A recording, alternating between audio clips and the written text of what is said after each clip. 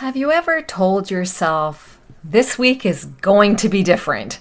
And then by midweek, you've already stopped following through on the things you said mattered. Not because you didn't care, but because life takes over, you get tired, and suddenly you're back in the same pattern of letting yourself down. In this episode, I'm talking about why that keeps happening and how to start rebuilding trust with yourself in a way that actually lasts. Come on in. It's time to choose your happy life. Wherever you are, whatever kind of day you're having, this is your reminder. You have a choice. If you're ready to break free from self-doubt and negative thinking, you're in the right place. Hi, I'm Marie, and this is the Choose Happy with Marie podcast. Welcome. Hello, how are you? Welcome back to the show. I am so glad that you're here. It's always a favorite part of my day when I connect with you. Today, I want to talk about something that I know so many women struggle with. And it's the feeling of letting yourself down. You know those moments where you tell yourself, this week is going to be different. I'm going to wake up earlier. I'm going to take better care of myself. I'm going to follow through on that thing that's been on my mind for a while. And when you say it, you mean it. It's not like you're just saying it casually. There's a part of you that really wants it. But then, a few days go by. Life gets busy. You get tired. And something else suddenly becomes more urgent. And what you wanted, what you said you were going to do, doesn't happen. And it's not dramatic. It's actually really quiet. But it's the moment where you think, I said I was going to do this, and I didn't. And that feeling, it lingers. It lingers longer than the plan ever did. And over time, those moments do start to add up, and they start to erode your self-confidence. Today, I want to talk about why this keeps happening and how to start changing it in a way that actually feels supportive and sustainable so that you can start following through, because what you want, it matters. Your desires are the actions that you take when you are choosing happy for your life. And when you don't follow through on them, you're not choosing what you really want for your life, your happy life. This kind of behavior can show up in many different ways. I'll just give you a few examples that maybe you can relate with. Let's say you wake up, you say you're going to go for a walk after you eat breakfast. Shower, breakfast, I'm going to go for a walk. And you don't. Perhaps you start blaming other people for why you didn't. Let's say, for example, you get a text on your phone from a friend and you felt the need to respond right away. And then one text led to another. And 20 minutes later, you're still texting one another. I know what that's like. But what happens? You suddenly feel like you don't want to go for that walk anymore. Or you have to get going to work and you've run out of time. Or let's say you tell yourself you're going to stop checking your phone 1 hour before bedtime because, we've all read the benefits of taking a break from screen before we get ready for bed. But then you find yourself scrolling your phone while in bed. Can you relate? A few more ideas. You think, I'm going to speak up this time. I'm going to speak up at this meeting. Or you say, I'm going to say no. And you can just add whatever you want after that. Or you say, I'm finally going to start that thing that matters to me, Marie. I hear that from you. And then the moment comes and you don't. And maybe no one else notices. From the outside, everything still looks fine. You're going about your day. You're still showing up. You're still getting things done. You're still the person everyone relies on. But internally, you know. It's a quiet narrative that starts to form that says, why do I keep doing this? Why can't I just follow through? What's wrong with me? And that's the part that can really start to wear on you. I want to share something from my own experience because I know you like when I do that, so I will. Because I've been working through that as well.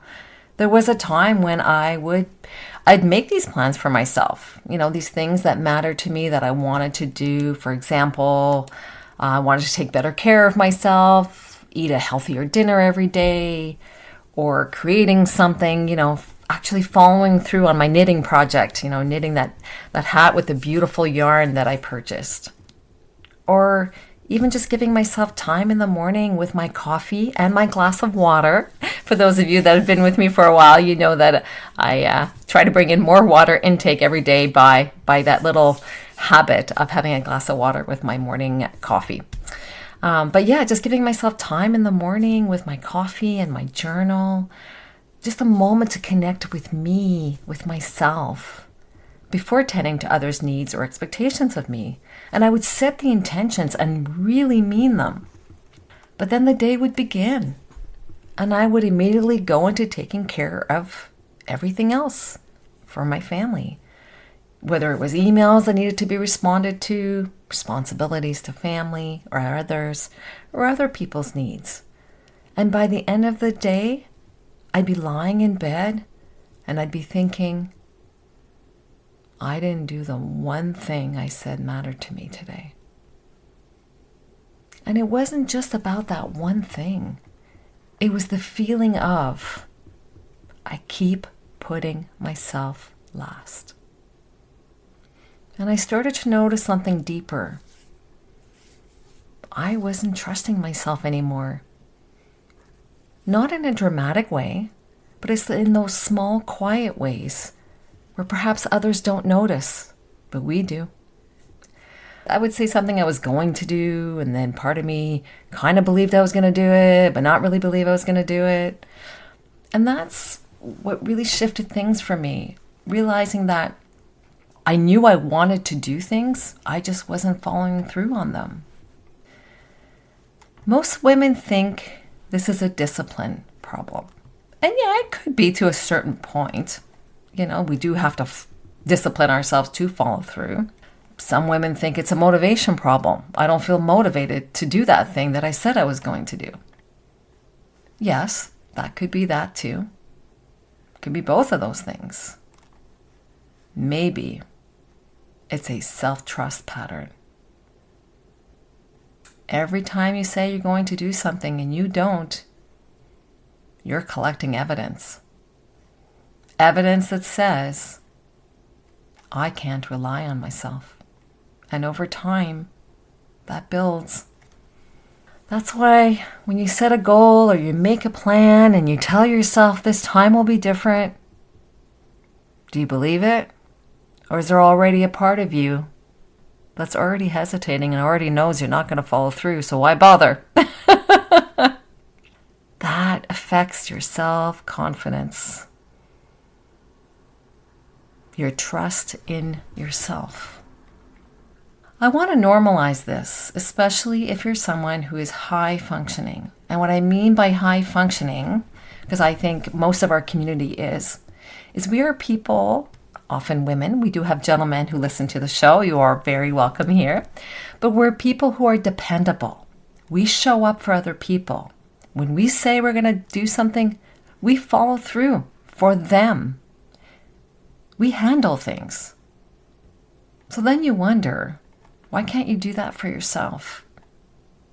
But when you really look at it, your time, your energy, your attention, they're already going somewhere else. Someone else is getting that, not you. You've conditioned yourself to put yourself last. I know what that feels like. And if you're listening right now, I want you to know you are not alone. And you are here to change that. So here's the shift I want you to start making, okay?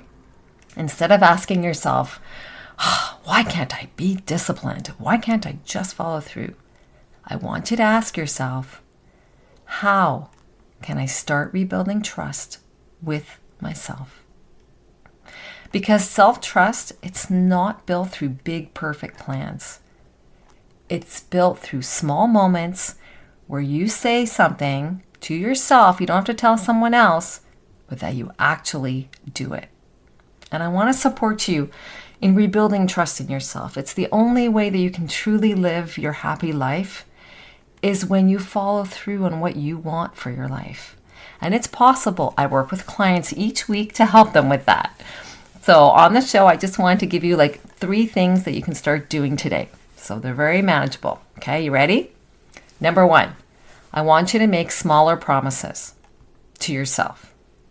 Start smaller than you think you need to. I know I work with clients who have these big goals, and I love that they have big goals, but I also don't want them to let themselves down. So I always try to help them bring it down to a more micro level that is achievable so that they can get to that point and then go beyond, which is awesome. So an example, let's say if you've been saying to yourself, I'm going to completely change my routine, or you're saying, I'm going to do this every day. You know what? Your brain is going to resist that because you're not doing that every day. Like that's a habit. That's behavior change. So instead of going there into this big, grandiose, change my life, you can ask yourself, what is one small thing I can follow through on today? And I'll give you an example of what that can look like. It could be, I'm going to step outside for 5 minutes. Notice there's something substantive, 5 minutes. So that's achievable because, you can squeeze in 5 minutes usually in a day. Or let's say I'm going to sit with my morning coffee without my phone.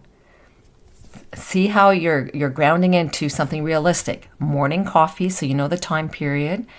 And you're saying, when I'm doing this, I'm not doing that.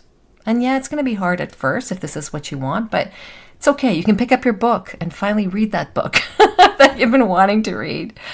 Or another example could be, I'm going to write 1 sentence in my journal today or every morning. That's achievable because it's 1 sentence. So it's not, I'm going to write in my journal every day. Well, what does that look like? Because I don't want you to set yourself up for failure. I want you to succeed.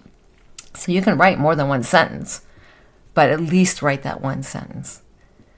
Small counts because small actions build your self-trust. So that's the first one. Make smaller promises to yourself.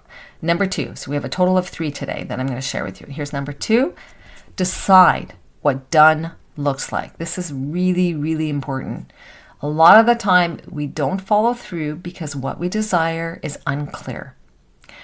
So your brain doesn't know when you've actually succeeded. You have to tell your brain what is success, what is done. So instead of, I'll give you another example. I'm going to work on that thing. You'll say, I'm going to spend 10 minutes on this today. Even if you have to put a timer on your phone, you spend the 10 minutes and you achieve it. That's what you define as done. This clarity creates follow through and manageability that you're actually going to follow through on what you want to do. And so the third way that this can help you is by acknowledging it. This is the part that changes everything. When you do follow through, even in a small way as I'm suggesting you do, pause and say to yourself, I said I would do this, and I did. This is after you complete whatever you say you want to do. This is really important to say that to yourself. I'll repeat it. I said I would do this, and I did. It's really important because most of us only notice when we don't follow through, right? The negativity, the inner critic, the inner negative self-talk. But self-trust is built by noticing when you do. Okay, so those are just small steps that you can take today. Pick something and just put some context that is manageable so that you do follow through. If you've been feeling like you keep letting yourself down, I just want you to hear this. You haven't lost your ability to follow through. You've just fallen out of trust with yourself. And that's something that you can rebuild. You do it through one small promise, one follow through, and acknowledging that you did follow through. And if this is something that you're working on right now and you want more support with this, I share tools, reflections, and simple steps like this every week in my email. And you can join my email list through the link in the show notes. And when you're on my email list, you can communicate with me by simply replying to the emails. Let today be the first day where you start trusting yourself. All right? Okay, and on that note, I wish you a wonderful week choosing happy. Cheers! Thanks for listening to Choose Happy with Marie.